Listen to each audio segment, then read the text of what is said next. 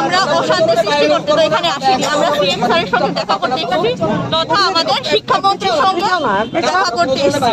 তো আমাদের রিক্রুটমেন্টের ব্যাপারে অনেকদিন ধরে কিছুই বলছেন না। এমনি এটা আমাদের শুধু একার প্রবলেম না, স্কুলের টিচারের সমস্যা, ছাত্রছাত্রীরা ভালো করে ক্লাস করতে পারছে না, শিক্ষা ব্যবস্থা ভেঙে পড়ছে।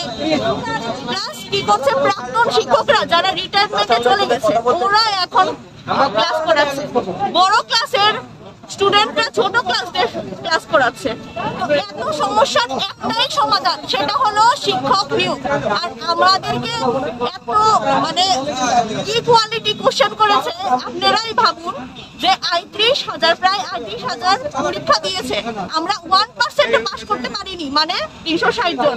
আমাদের নিশ্চয় যোগ্যতা আছে, এই যোগ্যতাটা ওরাই বিচার করুক, করে আমাদেরকে নিয়োগ করো, আমাদের সবার একসঙ্গে নিয়োগ করো ৩৬০ জনকে। তো এটাই আমাদের রিকোয়েস্ট সিএম স্যারের সঙ্গে। আজকে না ভাবলে আবার কবে ভাবে, সামনেই বিধানসভা অধিবেশন।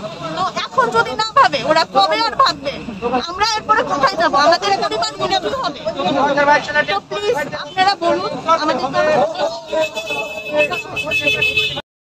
আমরা 2022 সালে টেট কোয়ালিফাই করেছি 361 জন। আমরা দীর্ঘদিন যাবৎ বিভিন্ন মন্ত্রীর সাথে দেখা করেছি, কিন্তু তারা এক কথায় বলেছে যে শ্রদ্ধা মাননীয় মুখ্যমন্ত্রীর সাথে দেখা করার জন্য, কিন্তু মুখ্যমন্ত্রীর সাথে আমরা অনেকবার অ্যাপয়েন্টমেন্ট নিয়েছি, কিন্তু আমরা তার সত্ত্বেও দেখা করতে পারছি না। আমরা বুঝছি তিনি ব্যস্ত মানুষ দেখুন, তাই আমরা সিএম স্যারের কাছে রিকোয়েস্ট করছি যাতে আমরা 2022 সালে টেট কোয়ালিফাই 361 জনকে অতি দ্রুত নিয়োগ করার জন্য রাজ্যের শিক্ষক স্বল্পতা দূরীকরণে। আমরা স্যার গত 2-3 মাস যাবত সিএম স্যারের সাথে দেখা করার জন্য অনেকবার অ্যাপয়েন্টমেন্ট নিয়েছি, অনেকবার চেষ্টা করেছি, কিন্তু আমরা সিএম স্যারের সাথে দুর্ভাগ্যবশত আমরা দেখা করতে পারছিই না। আমরা এর আগে ওয়ারেশনে এসে গিয়েছিলাম, এখান থেকে বলা হয়েছিল যে 7 দিনের মধ্যে আমাদেরকে দেখা করিয়ে দেবে, কিন্তু আমরা পাইনি। স্যার বাধ্য হয়ে আমরা আবার এসেছি।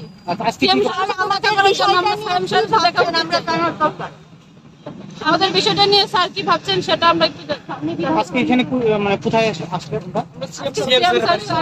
আসছি।